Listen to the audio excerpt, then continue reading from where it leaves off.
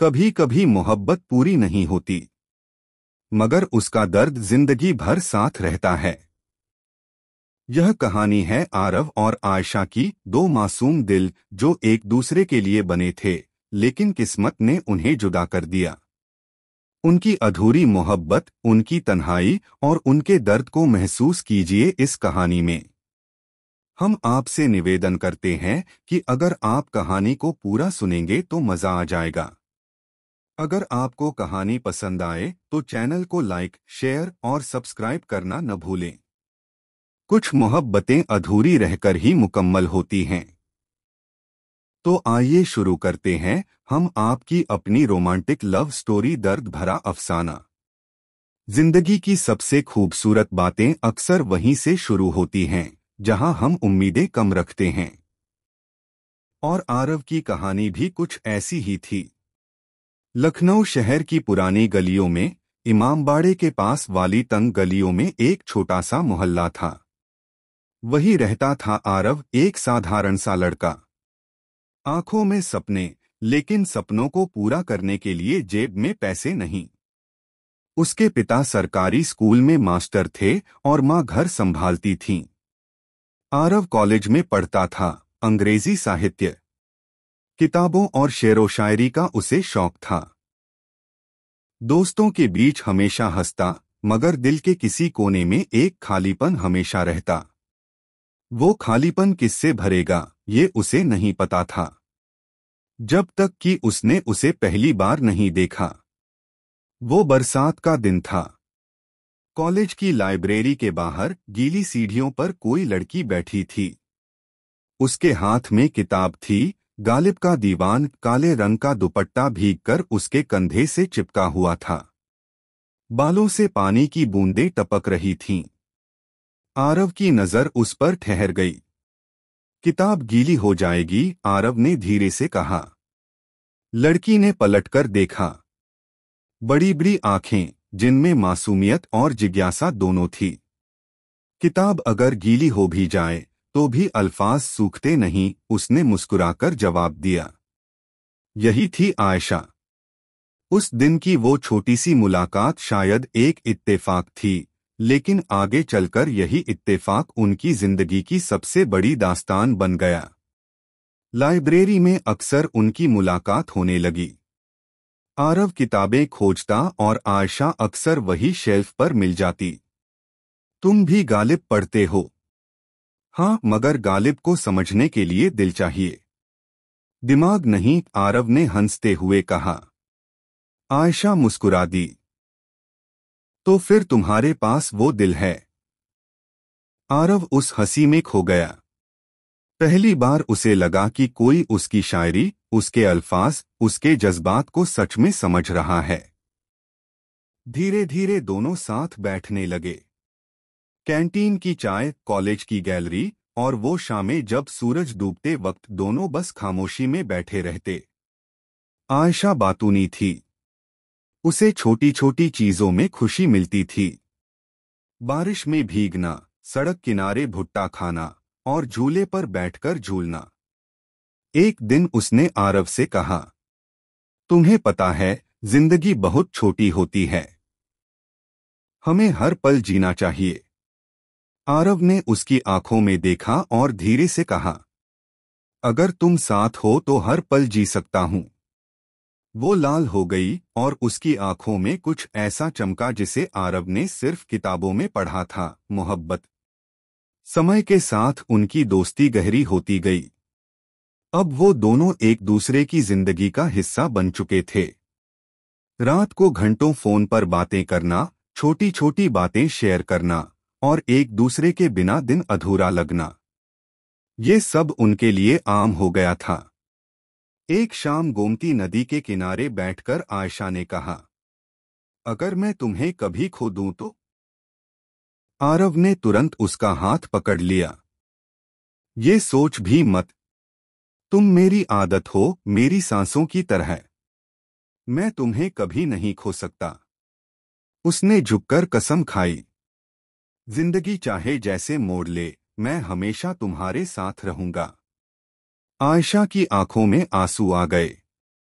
उसने सिर आरव के कंधे पर रख दिया।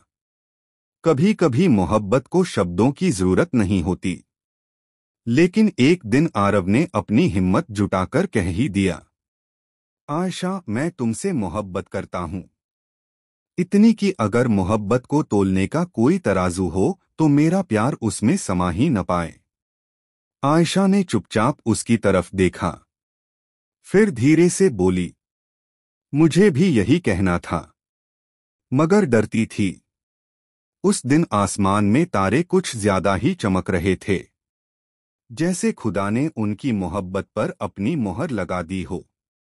अब दोनों ख्वाब बुनने लगे थे।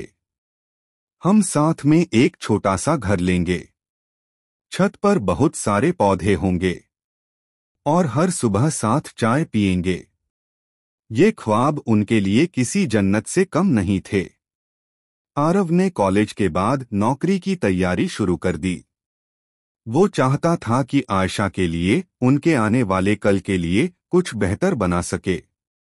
आयशा भी उसे मोटिवेट करती, तुम्हें तो बहुत बड़ा बनना है आरव, और मैं तुम्हारे साथ हूं हमेशा।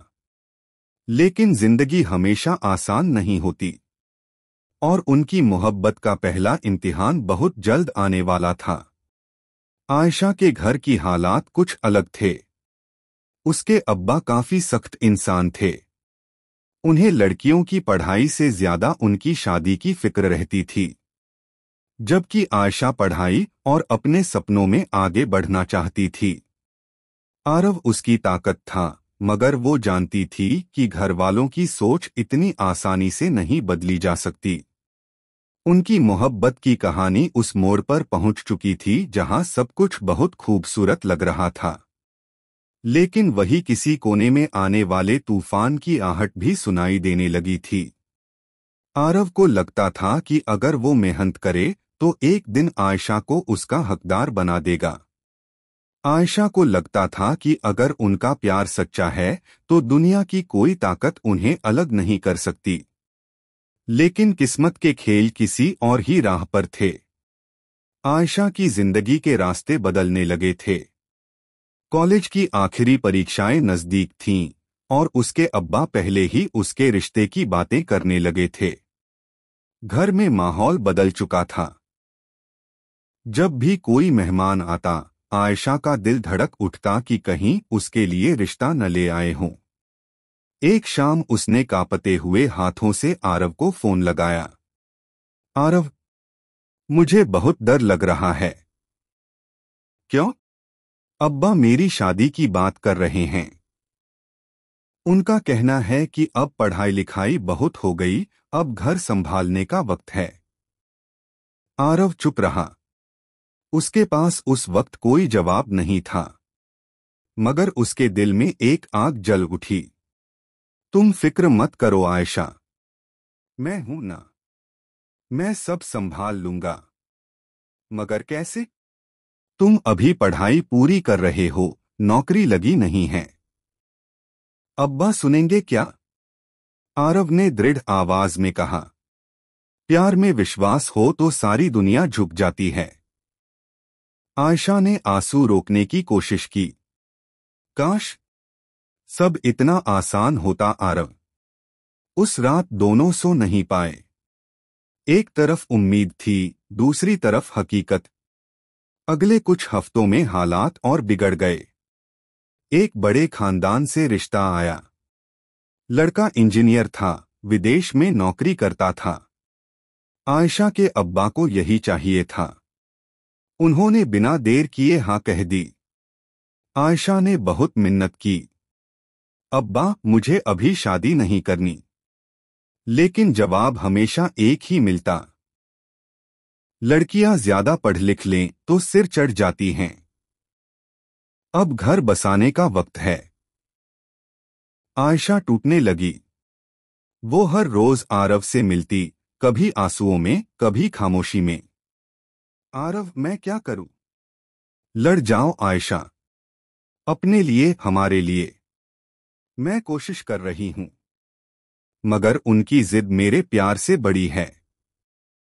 आखिरकार वो दिन आ गया जब शादी की तारीख तय कर दी गई। आरव के पैरों तले जमीन खिसक गई। उसने आयशा का हाथ पकड़कर कहा, भाग चलते हैं किसी और शहर में। मैं मेहनत करूंगा, तुम्हें खुश रखूंगा। आयशा ने रोते हुए सिर हिलाया।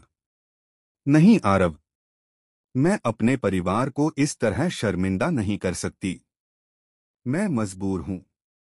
आरव ने पहली बार महसूस किया कि मोहब्बत से ज्यादा भारी बोझ मजबूरी का होता है। शादी की तैयारियां शुरू हो गईं। घर में रौनक थी, लेकिन आयशा के चेहरे पर उदासी। उसकी सहेलियां उसके हाथों में मेहंदी लगाती, मगर उसके दिल पर आंसू गिरते। शादी से एक रात पहले आयशा ने आरव को मिलने बुलाया। पुराने पेड़ के नीचे, जहां दोनों अक्सर बैठते थे। आरव, मैं चाहती हूं कि तुम मुझे आखिरी बार मुस्कुराते हुए देखो। याद रखना, मैं तुम्हें कभी भूलूंगी नहीं। ये आखिरी मुलाकात क्यों? अगर मैं सांस ले रहा हूं तो सिर्फ तुम्हारे लिए। मगर मेरी सांसें अब किसी और की अमानत बन चुकी हैं। आयशा ने उसके हाथों को अपने आंसुओं से भिगो दिया। फिर धीरे से बोली, वादा करो तुम टूटा हुआ मत जीना। आरव कुछ कह नहीं पाया। उसकी आंखें बोल रही थीं, तुम्हारे बिना मैं जिंदा कैसे रहूंगा। अगले दिन बारात आई। शहनाइयां गूंज रही थीं। आयशा दुल्हन बनी बैठी थी। चेहरे पर घूंघट था, मगर अंदर से उसकी रूह रो रही थी। भीड़ में कहीं कोने में खड़ा आरव उसे देख रहा था। हर एक रस्म उसके दिल पर चोट कर रही थी। जब काजी ने निकाह के लिए पूछा, कबूल है? तो आयशा की रूह चिल्लाई, नहीं। मगर उसके होठों से निकला, कबूल है। उस आवाज के साथ ही आरव का दिल टूटकर बिखर गया। उस रात आरव छत पर बैठा आसमान को देखता रहा। हवा में धुआं सा घुला था, जैसे उसकी मोहब्बत जलकर राख हो रही हो। उसने अपने आप से कहा, कुछ मोहब्बतें मुकम्मल नहीं होती। शायद मेरी भी उन्हीं में से एक है। वक्त गुजरने लगा, मगर वो रात, वो घूंघट, वो कबूल है, उसकी जिंदगी का सबसे बड़ा दर्द बन गया। आयशा अब किसी और की जिंदगी का हिस्सा बन चुकी थी। उसका निकाह हो गया था और वो परदेस चली गई थी।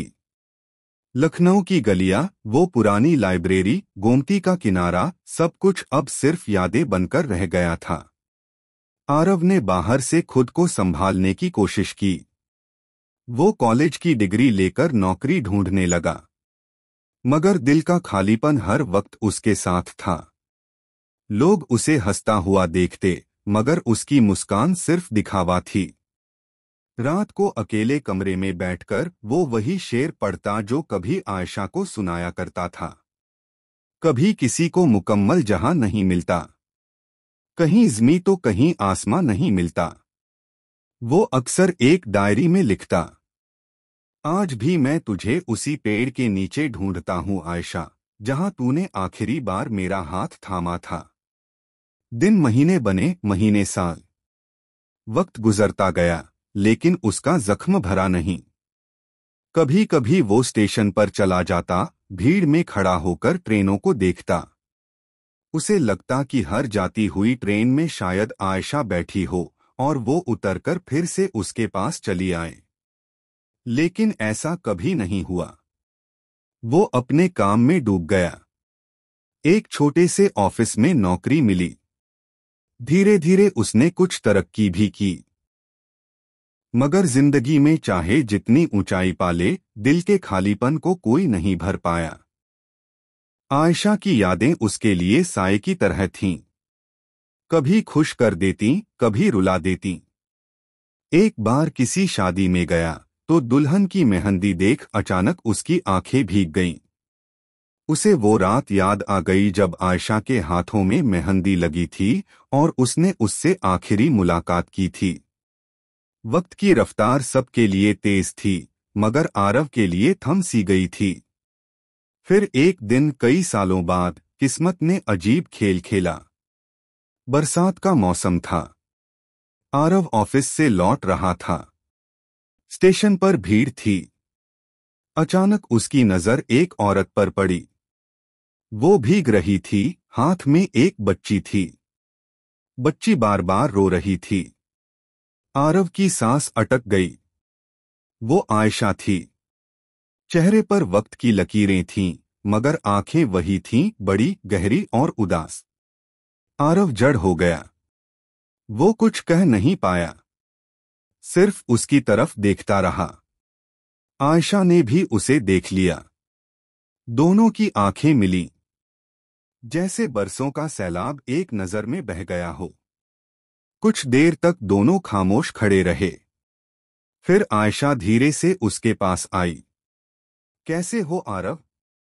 उस आवाज में वही पुरानी मिठास थी, मगर एक गहरी थकान भी। आरव ने मुस्कुराने की कोशिश की। ठीक हूं। और तुम? आयशा ने बच्ची की तरफ देखा। ये मेरी बेटी है। आरव ने बच्ची की मासूम आंखों में झांका। उसे लगा जैसे किस्मत ने एक आईना उसके सामने रख दिया हो। तुम खुश हो? आरव ने धीमे से पूछा। आयशा ने लंबी सांस ली। खुशी शायद अब मेरे हिस्से में नहीं है। मैं सिर्फ जी रही हूं। उसकी आंखों से आंसू गिर पड़े। तुम्हारे बिना मैं भी सिर्फ जी रहा हूं आयशा, आरव ने कहा। भीड़ बढ़ रही थी। ट्रेन की सीटी बज चुकी थी। आयशा ने बच्ची को गोद में उठाया। मुझे जाना होगा। वो पल ऐसा था जिसे दोनों रोकना चाहते थे, मगर वक्त किसी के लिए नहीं रुकता। आयशा ने जाते जाते कहा, याद रखना आरव, कुछ मोहब्बतें अधूरी रहकर ही मुकम्मल होती हैं। ट्रेन चल पड़ी। आयशा भीड़ में गुम हो गई। आरव वहीं खड़ा रह गया, आंखों में आंसू और दिल में वही दर्द लिए हुए। उसने आसमान की तरफ देखा। खुदा, तूने हमें मिलाया क्यों था, अगर हमें जुदा ही करना था? बरसात की बूंदें उसके चेहरे पर गिर रही थीं, जैसे आसमान भी उसके दर्द में शामिल हो गया हो। वो वापस घर लौटा और अपनी डायरी खोली। आखिरी पन्ने पर लिखा, ये कहानी मेरी नहीं, हर उस इंसान की है जिसे मोहब्बत तो मिली मगर मुकम्मल न हो सकी। शायद अधूरापन ही इसकी खूबसूरती है। आरव ने कलम रख दी। अब वो मुस्कुराना सीख चुका था, मगर उसकी मुस्कान के पीछे का दर्द सिर्फ वही जानता था। और इस तरह उनकी मोहब्बत की कहानी हमेशा के लिए एक दर्द भरा अफसाना बन गई।